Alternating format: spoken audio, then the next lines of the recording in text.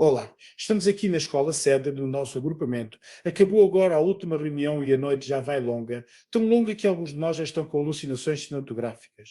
No entanto, vamos aproveitar a diferença horária e a proximidade do solstício de inverno para entrevistar os três laureados com o Prémio Nobel da Física em 2025, os professores John Clark, Michel Devoret e John Martinis. Desta vez, não tivemos o apoio financeiro da Associação de Estudantes do nosso agrupamento, pois foi-nos dito que a mesma prefere gastar o dinheiro na festa dos finalistas e em festas da espuma. Enfim, prioridades. Vamos então começar a entrevista com uma pequena apresentação de cada um dos laureados. Professor John Clark, podemos começar por si, por favor? Boa noite aí para Redondo. Qual será boa tarde? Como fuso horário e a minha idade? Já nem sei ao certo. Sou John Clark, britânico, e nasci em Cambridge, em 1942. Sim, aquela Cambridge, como uma das melhores universidades do mundo. Estudei lá desde a licenciatura até ao doutoramento, o que basicamente significa que passei a década de 1960 a tentar entender o universo, enquanto o resto do mundo tentava entender os Beatles. Em 1968, mudei-me para a Califórnia. Presentemente sou professor emérito na Universidade da Califórnia em Berkeley, o que é um título elegante para o homem que continua a aparecer no laboratório, apesar de ter nascido quando ainda se usavam bits de papel perfurado. Este ano deram-me o Prémio Nobel da Física, algo que, para ser franco, foi a surpresa da minha vida, como disse a imprensa sueca. Bonsoir para Redondo. Chamo-me Michel Devoret. Nasci em Paris em 1923 numa família judaica não religiosa, o que significa que fui educado para questionar tudo, especialmente as regras sobre o que se pode e não se pode fazer com eletrões. A minha relação com a ciência começou cedo. Durante a escola secundária, construí foguetes no clube de ciências. Era o que os americanos chamam um nerd. Mas na versão francesa, um intelo que sabe montar um circuito, mas ainda não decidiu se o vinho tinto ou branco vai melhor com a mecânica quântica. A resposta, claro, é que depende do estado do sistema. Em 1982, tirei o doutoramento em física da matéria condensada na Universidade de Paris-Orsay. 3 meses depois arranjei o meu primeiro emprego a sério, ir para a Califórnia como pós-doutorando no laboratório de John Clark em Berkeley. Foi aí que a minha vida mudou, ou como diria um britânico, took a turn for the interesting. Quando recebi a chamada do Comitê Sueco em 7 de outubro de 2025, estava em Santa Bárbara. Acordei às 7 horas da manhã, vi o telemóvel e pensei: isto deve ser uma piada. A minha profissão não é ser rockstar, é ser físico, e os físicos não recebem chamadas às 7 horas da manhã a menos que alguém tenha derramado hélio líquido no acelerador de partículas. Mas não era piada, era o Nobel. Receber um prêmio destes é bom. Receber ao lado de colegas que admiras profundamente, isso é melhor que beber um bom e icônico Chateau Mouton Rothschild. Boa noite, sou o professor Jean Martinez. Nasci em 1958 em San Pedro, Califórnia, o que significa que sou basicamente um beach boy que descobriu que preferia ondas e probabilidade a ondas do oceano. O meu pai, de origem croata, era bombeiro e a minha mãe ficava em casa. O pai não tinha ensino secundário completo, mas era um gênio a construir coisas na garagem. Cresci a aprender que se algo não funciona, dá-lhe com um martelo. Filosofia que, curiosamente, ainda hoje continua a aplicar. Fui para a Universidade da Califórnia, em Berkeley, fazer o doutoramento. Em 1984-85, enquanto a maioria das pessoas da minha idade estava a tentar perceber se devia comprar uma casseta do Prince ou da Madonna, eu estava numa cave a observar eletrões e o seu tunelamento através de barreiras como se fossem fantasmas com pressa. A reação ao Comitê Sueco quando nos telefonou em outubro de 2025 foi hilariante. A minha mulher esteve acordada até às 3 da manhã a ler um livro. Ela recebeu logo as primeiras chamadas, percebeu o que se passava e deixou-me dormir até às 5:30. Quando finalmente me acordou, disse: John, ganhaste o Nobel da Física e os jornalistas vão chegar às 6 horas. Foi a melhor e a pior forma de acordar na mesma frase. A primeira coisa que pensei foi, finalmente, a minha mãe vai perceber o que faço. A segunda foi, espero que o café esteja pronto. Excelentes apresentações, caros professores. Vamos então prosseguir.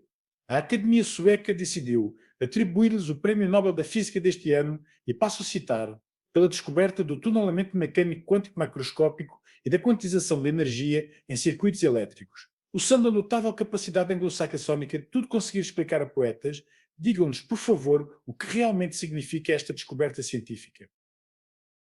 Em 1984 e 85, fizemos algo que, na altura, parecia tão simples que quase não merecia uma publicação científica. Construímos um circuito supercondutor como uma junção Josephson. Mantivemos-lo a uma temperatura onde o óleo líquido faz parecer o Ártico tropical e observamos o tunelamento quântico e a quantização de energia numa escala humana. Foi como descobrir que o gato de Schrödinger não só estava vivo e morto ao mesmo tempo, como também tinha níveis de energia discretos e uma personalidade de gato britânico extremamente reservada. Bom, o que isso significa? Significa que provamos que a mecânica quântica não é só para partículas subatômicas que existem por 3 nanosegundos. Funciona em objetos que podem cair da mesa de laboratório e fazer um som quando batem no chão. Agora, graças ao nosso árduo trabalho, exerço funções para o Google como Chief Scientist no Google Quantum AI. Quando as pessoas me perguntam o que faço, digo, tento fazer com que os computadores quânticos funcionem antes que os meus netos se formem. Devo refer que o circuito que produzimos cabia na palma de uma mão. Na altura, isso pareceu-nos apenas uma boa publicação. Hoje é a base de toda a computação quântica. É como inventar o bolo e só 40 anos depois perceber que criasse a indústria inteira de networking de casamentos. Devo acrescentar que o tunelamento quântico é um fenômeno super curioso, mas real. Imaginem que atiram uma bola contra uma parede e que ela aparecia do outro lado da parede. Isso corresponderia a um fenômeno de efeito de túnel. É um fenômeno de uma probabilidade baixíssima, mas não nula. O Sol produz continuamente energia graças a esse fenômeno. Caros professores, comum a todos os vossos locais de trabalho é a presença de um computador quântico. São capazes de nos explicar a sua, digamos, anatomia baseada em 3 prateleiras ou 3 patamares. Computador quântico parece ter patamares, porque na realidade tem mesmo, não por escolha estética, mas por necessidade absoluta física. É uma torre de refrigeração chamada criostato de diluição, onde cada nível é uma camada a temperatura diferente. Se os qubits do computador quântico fossem pessoas, estariam num super frio extremo, enquanto a eletrônica clássica fica na recessão com ar-condicionado normal. Num computador quântico como das nossas imagens, há 3 patamares. O que está no nível mais alto refere a temperatura da sala normal até menos 269 graus Celsius e a temperatura do nitrogênio líquido. É onde se encontra eletrônica clássica, cabos e controladores, tudo o que um computador normal tem, mas com muito mais fios. O andar intermédio arrefece a temperatura de menos 269 graus Celsius até menos 272 graus Celsius. É a temperatura do hélio líquido.